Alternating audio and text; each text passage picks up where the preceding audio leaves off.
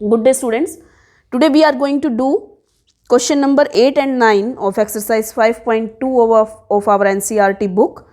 So in these questions of arithmetic progression, we will be moving further in our exploration of the concept.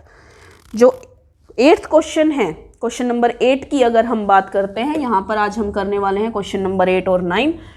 तो देख लेते हैं question number 8 में हमें क्या कहा गया है. क्वेश्चन नंबर 8 जो है वो कहता है कि an AP consists of 50 terms of which third term is 12 and the last term is 106. Find the 29th term.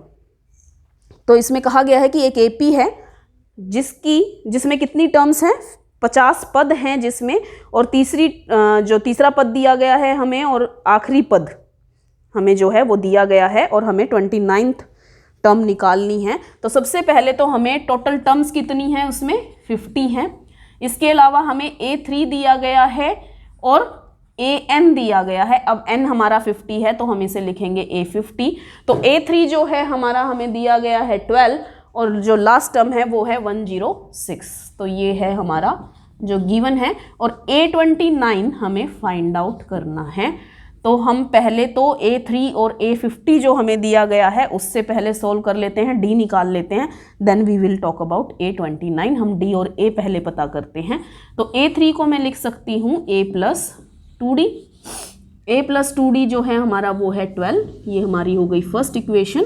और A50 को हम लिख सकते हैं A प्लस 49D.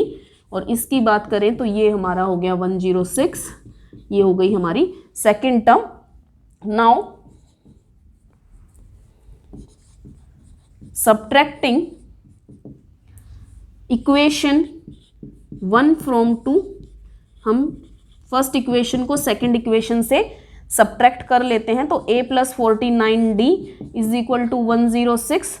इसमें से हमें माइनस करनी है फर्स्ट टर्म जो हमारी है, फर्स्ट इक्वेशन जो हमारी है उसको माइनस करते हैं तो हमारे पास आ जाता है a से a हमारा कैंसिल हो जाता है. 49 से 2 माइनस करेंगे तो हमारे पास आएगा 47d. और 106 में से हम 12 माइनस करते हैं तो we will get 94.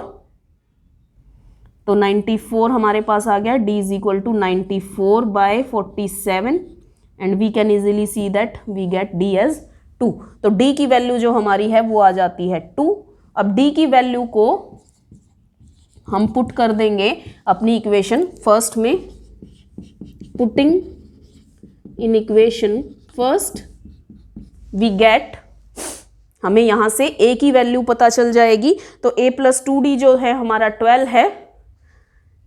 a plus 2d is equal to 12 हमारे पास है, जिसमें कि हम d की वैल्यू पुट करते हैं तो हमारे पास आ जाती है a की वैल्यू. और a की वैल्यू होगी 12 माइनस 4 दैट इज़ 8. तो हमें यहाँ से हमारी a और d की वैल्यू पता लग गई है. तो हमारी a की वैल्यू है 8 एंड d की वैल्यू है 2. अब जब a और d हमें पता चल गया है तो हमारे लिए जो हमसे पूछा गया है 29 टर्म वो निकालना आसान हो जाता है. A29 is equal to a plus, हमें पता है कि n-1 that is 29 minus 1 that is 28d. तो यहाँ पर हम a और d की वैल्यू रखेंगे अपनी और हमें पता चल जाएगा कि A29 कितना आता है. A29 जो है हमारा आ जाएगा 8 प्लस 28 इंटू 2. तो this will be 8 plus 56 that is 64. 8 plus 56 is 64. तो A29 जो है हमारा आ जाता है 64. तो ये था हमारा क्वेश्चन नंबर 8 एक्सरसाइज का. तो अब हम इससे आगे मूव ऑन करते हैं. इस तरह से हमें मिल जाता है हमारा सॉल्यूशन क्वेश्चन नंबर 8 के लिए. अब हम 9th क्वेश्चन की जब बात करते हैं, I have to rub the question. अगर आपको फिर से क्वेश्चन को देखना है तो आप बैक जाकर वीडियो में फिर से एक बार क्वेश्चन को देख सकते हैं, समझ सकते हैं. That's why I am preparing these videos for you. Question number 9 की बात करते हैं. तो if there be 60 terms in the AP, एक AP है जिसमें कि 60 टर्म्स हैं और उस AP को हमें दिया गया है 7 प्लस D 7 प्लस 2D. इस तरह से हमारी AP है 7 7 plus D, 7 plus 2d and moving on like this. जो आखिरी टर्म है वो है 125 और इसमें जो टोटल टर्म्स हैं वो है 60। तो n हमारा 60 दिया गया है हमें, और n 60 के साथ साथ हमें कहा गया है कि then find d and its 30th term. हमें d की वैल्यू फाइंड आउट करनी है और 60th टर्म फाइंड आउट करनी है। तो n जब हमारे पास 60 है तो दैट मीन्स कि an जो है हमारी 125 है, और अब an को मैं लिख सकती हूँ a60 को मैं लिख सकती हूँ further on a plus 60 minus 1d। तो इसकी बात करें तो ये हो गया a प्लस 59d।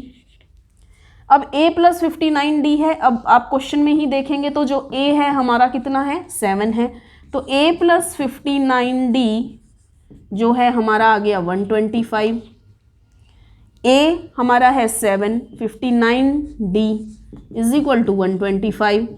अब मैं 7 को उधर ले जाऊंगी तो मेरे पास आ जाएगा 59d is equal to 125 minus 7, और 59d is equal to 125 minus 7, तो हमारे पास ये आ जाता है 118।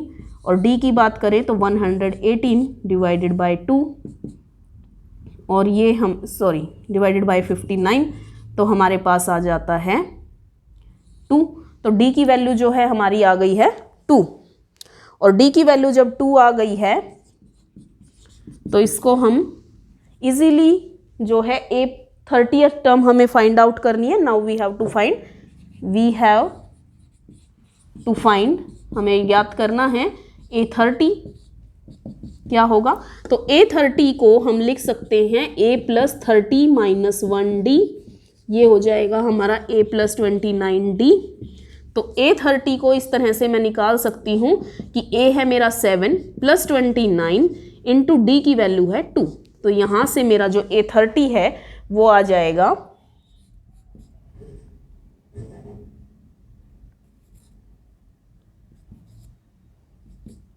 7 plus 58 that is 65।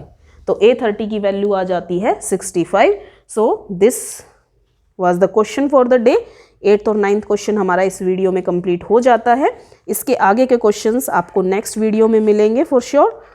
So stay tuned with me. और आपको इसी तरह से क्वेश्चन आई थिंक समझ में आ रहे हैं। तो इस क्वेश्चन के लिए d और a30 हमने फाइंड आउट कर लिया है।